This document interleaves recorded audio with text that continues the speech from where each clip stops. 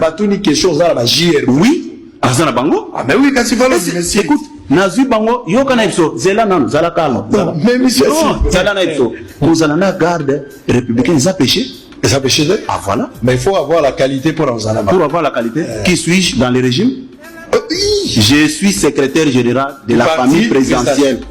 Filmé encore. Comment on a une table de gens? Ok. Bima buena porte. Bima la porte. Vali ko compter. On a dit tenir ndengeni. Badota qui biso dans la partie. Na parti nous il doit taquer intelligence. IDPS il doit taquer tenir ça na pouvoir à conduire mon tenir. Ti. Mo considère biso à équipe wana. Na gano on a dit peut-être sur les na oyo on joue à ndengeni. Badota qui biso tenir mon bimba complet. Ok, la dota qui vient complet. Vous avez un nombre de combien? 300 personnes. Au bas qui prévu pour na Eliamalo. 300 personnes, bah, vous allez prévu pour la garnison ya Maloko. Talaka koto yo. Lisunde ba betenga libanga. Zala l'aise, bakabatuno makamba lisute. Toto na makamba pete wano a lieutenant lati. Sala ko lozo bi makoto yo. Vanda wana. On a combien à Maloko? J'arrive mon capitaine. Ok, lieutenant on va que ça na.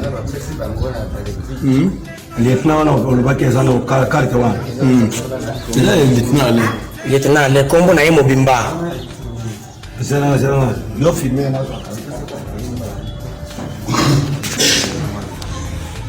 Sigo mokozango wana sa bengisaki réunion na limete oyo apesaki bino na banteni na bampete Augustin Kabuya nde moto apesaki bino badotation nyonso.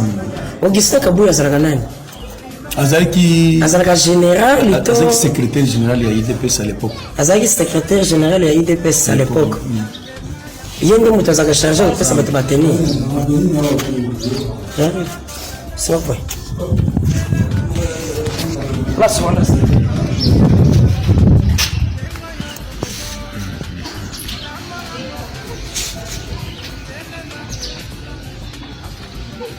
Pete mona na kitoko. Pete zamona na Zambia ale.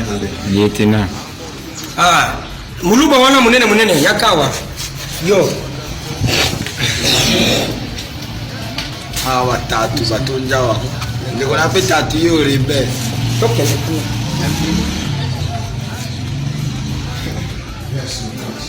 Voler la téléphone. Déplacer. Il va déplacer. Il va déplacer. Ce qui m'a dit, il va détourner. Il y a détourné pour détourner.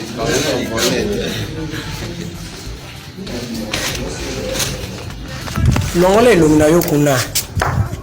Ukota na kati yo. Zabina na isika. Vanda wana porte. Je vanda mina yo atana se. Vanda na se wana. Kana bango porte ba di mwana. Kabe minene le kyombango kopa. Sika bongo. Kandi na vimi boyi. Ba ili wa ngulu pa bakulu. Sona zaki penza muto munene te me. Siko za ile tunate. Oui.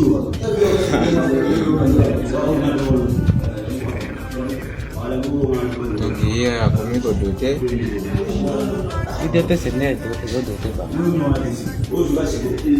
IDPS soit le commis bas. Mon lieutenant, si on a ce comprendre côté, yo olobi tenio batotaki bino na réunion bokendaki na limete et pas na 11e mairie pas Augustin Kabuya.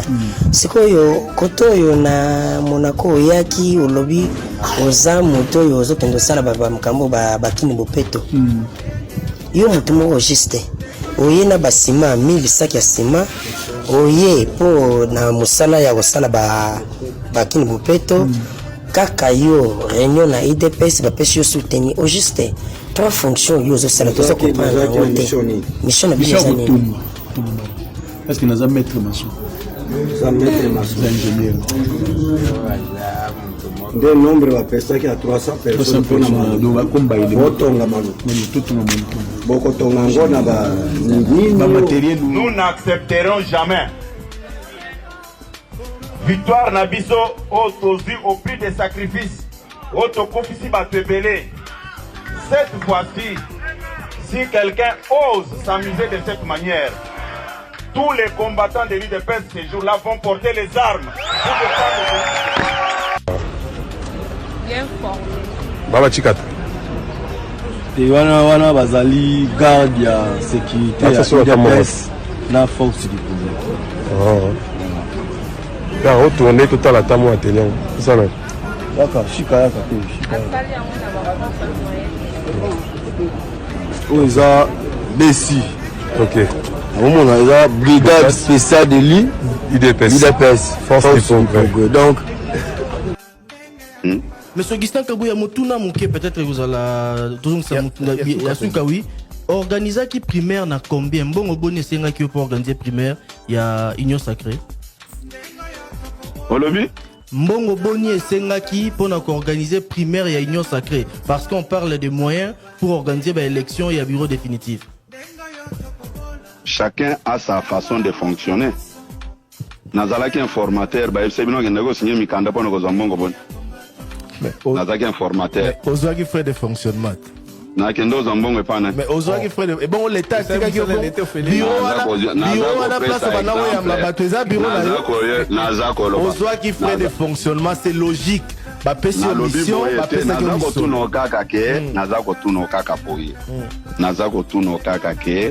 ndenge nazali awa organiser élection oyo ya primaire on a salaki wana soki na lobi ke Thierry Kambwinda pesa ngambongo et non kendo sala musala wana il faut na yako tanga kombono na media tout ni montant tout ni tena pesa ngambongo logiquement so zaina ma population bat balobi mingi okokai même pas ko évoquer ko kabola ba jip wana okaboli non ba militaire parti politique na yo moko bazozela bo créer misala bazozela marmebele yo bandi okabola ba député ba jip ndeko Thierry naza ko ebiso eloko moko naza ko zongela kaka eloko Omoni Kabouya, c'est une calamité. Même le bar, même qui s'est gagné à Kanda. N'évitez pourquoi on appelle ça un micro. Il énerve même son président. Je ne sais même pas pourquoi on continue à repérer sa parole. Il y a un Gaston Lagaffe. Mais il ne faut pas perdre beaucoup de temps. Il ne débite que des bêtises, malheureusement. Et c'est le même qui avait dit que Kabila fait ça au pouvoir pour accélérer sérieux. C'est le même aussi qui raconte que... Est-ce que Kabila est avec vous? Parce que Augustin Kabouya lobby que c'est Kabila qui est derrière. Est-ce que yo lobby AFC dans la personnalité politique, société civile, na armée, est-ce que Kabila est avec vous? Je n'ai jamais vu Kabila, ni de loin ni de près. Moi, il a vu la monnaie une fois na Kingaka, na Musika, na visiter. La seule fois na Monaye, na Musika en visuel. Les alara mukolo wana donc na marambo etali AFC na yoka kombo na été na mona été. Donc na oka mwanengo Augustin Zobeta Masolo wana que bon voilà. Donc c'est pas Kabila qui tire les ficelles il y a AFC parce qu'il dit que c'est lui qui a créé l'AFC, il a négocié avec certains présidents des pays frontaliers pour qu'il va payer Salino Mandoki. Mais yo moko na kati ya émission oyo meminga na mamwebele, tu viens de me dire ici que d'abord c'était le Rwanda qui soutenait l'AFC. Na meko démontrer que Rwanda des alaki que AFC se crée à Kenya. Est-ce qu'on pourrait pour autant dire que c'est le Kenya qui soutient l'AFC? Mais non. Que c'est une affaire des Congolais et la plupart de nos soutiens ou à Kinshasa. Mais je trouve que la présidence on a de la Bissombo. Il y a un soutien logistique pour Talibisto. 80% est mando qui ont bandé au FARDC. Ça veut dire que ce sont les FARDC qui nous achètent les armes toujours se défendre. Donc les élucubrations, il y a Ndeko Kabouya, Gaston Lagaffe, il ne faut pas suivre ça parce que c'est un monsieur qui est impertinent et qui généralement débite des inepties. Mais là, au moment où on a ramassé le Robi Balou, tant que Nanga qui a Nanda pour pas nommer Premier ministre, que Nanga a une frustration, yo solo la Nanga coordonnateur à mouvement Labino. est-ce que nanga luka kabuya poka comme premier ministre baboto na mine kanda wala ya onda kedo voilà oyo leki ya conseiller David Mukeba conseiller président de la République chef de l'État pour la Betioy voilà voilà voilà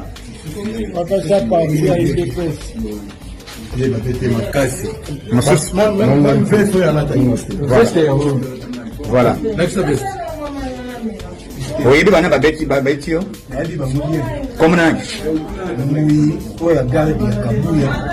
Na ba police ya la qui civil. Bazaki na kati ya assemblée. Kati ya assemblée. Makambo ni sema kati ya assemblée. Oui, ya ba jeune pour bazo imba l'hymne national. L'hymne national kutu. Président yembo de la République a moni événement na miso na ye. Baza muto ba kodetele iso depuis moni on likona ndenge na oganga likolo.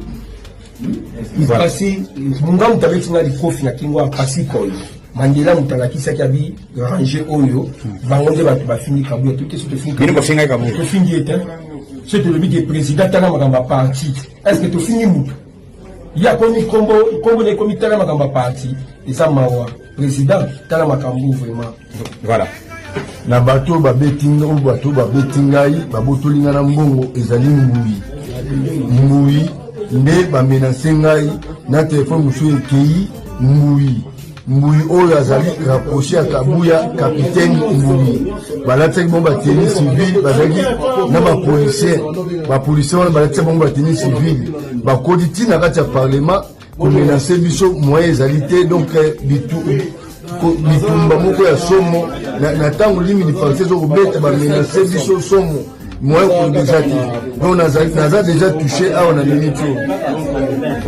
donc biso to côté là comme fusion to bala bagage on prend intérêt Kabuya bon Kabuya biso ba to bundili ko Kabuya za menacer biso azo ba tuluna ya PPD na ba soda oyo ki baza te ba soda te ba lati ba tenir ya uniforme ba soda ba menacer biso somo moi pour le déjà donc to c'est que na mokunda moka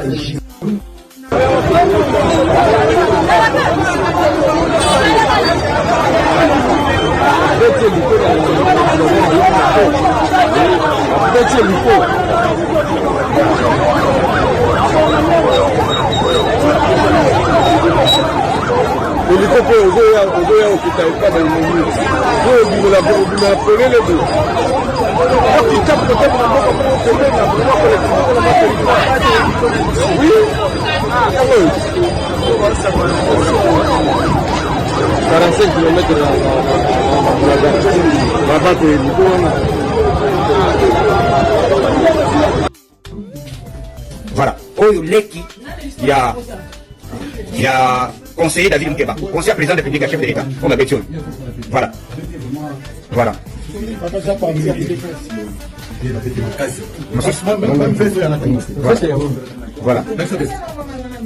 oui, bana babeti yo. Comme nani? Oui, oya garde ya Kabuya.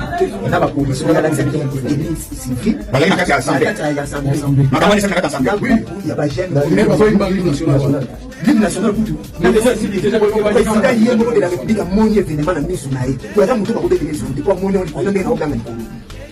Pasi munga mutabeti na likofi na kingo apasi koyo Mandela mutalakisa kabi ranger oyo bangonde batu bafini Kabuya tout ce que fini finga Kabuya to fini était c'est le but du président tana magamba parti est-ce que to fini ya komi ne comité tana magamba parti eza mawa président tana makambu vraiment voilà na bato babetinga ou bato babetingai babotolinga na mbongo ezali mbui nde bamenase ngai na telefone mosusu ekei mbui oyo azali rapproché ya Kabuya capitaine mbui balataki bongo bateni civile bazalaki na bapolisier wana balataki bongo bateni civile bakodi ntina kati ya parlement komenase biso moyen ezali te donc bitumba moko ya somo na ntango limi liparti ezokobeta bamenase biso somo moyen kodeza te donc naza déjà touché awa na minute donc biso tokotelaka bafusion tobala bagage mpona intérêt Kabuya biso bato tobundili oyo Kabuya za komenase biso azo batuluna ya PPD na basoda oyo baza te basoda te balati po batene ya uniforme ya basoda bamenase biso somo moyen kodeza te donc tosukisa baactiviste ya droit de l'homme baassociation ebele bazosenga bakanga yo justice eyoka yo epuis bamene baenquête na likambo wana mpo bango bazoconsidere acte oyo comme corruption okorépondre na bango nini Tengai nako répondre banguelo comme côté. C'est un point de vue qu'ils ont exprimé, ce n'est pas le point de vue de tous les Congolais. Ok. Motuna Suka, Augustin Kabouya est opposant au Ebaki. Ce qu'il avait élection à gouverneur, à mon avis PPRD par exemple, bah salisi manifestation, bazo kabela ba député provinciaux au ba voter lobby, ba jeep pour nako na ba terme utilisé. Olinga robete la bato PPRD maboko. Otuninga mutuna moko malamu mais nako répondre au point. Bato PPRD basala histoire na bango na mboko o mutunyo soyebi. Biso pe tozo sala histoire na biso o bato bakotangaka après biso. Nazo tangela yo article 147 ya code pénal ya mboka na biso. Et elobi boye, tout fonctionnaire ou officier public, toute personne chargée d'un service public ou parastatal, toute personne représentant les intérêts de l'État ou d'une société privée parastatale ou d'économie mixte en qualité d'administrateur, de gérant, de commissaire aux comptes ou tout autre titre, tout mandataire ou préposé de personnes énumérées ci-dessus, tout arbitre ou tout expert commis en justice qui aura agréé des offres, des promesses, qui aura reçu des dons ou présents pour faire un acte de sa fonction, de son emploi ou de sa mission, même juste, même non sujet à salaire, sera puni de 6 mois à 2 ans de servitude pénale et d'une amende de 5 à 20 zaïrs. Donc voilà. Code pénal Yambo Nabiso. Nako répondre. Oui, nako répondre. Oui. Ndeko chéri. Article. Tout qui me ko ngolo baka bo financer campagne wana. Mon finance eza na kati wana. Na lobito confondre makambute. Naza ko yebisayo. Je suis sincère avec vous. Biso, c'est la première fois dans l'histoire du monde nayoka mutu bazo yebisa ke a corrompre bato ya bango moko. C'était pour atteindre quel objectif? Tango nazo misambongo, nazo financer ndeko wana, na lobby va faire la campagne. Naza ko foutre les cautions. Là ce n'était pas la corruption. Sikoyo ndeko wana azongi amoni bolamo na salela kiye. Aya lobby mokonzi.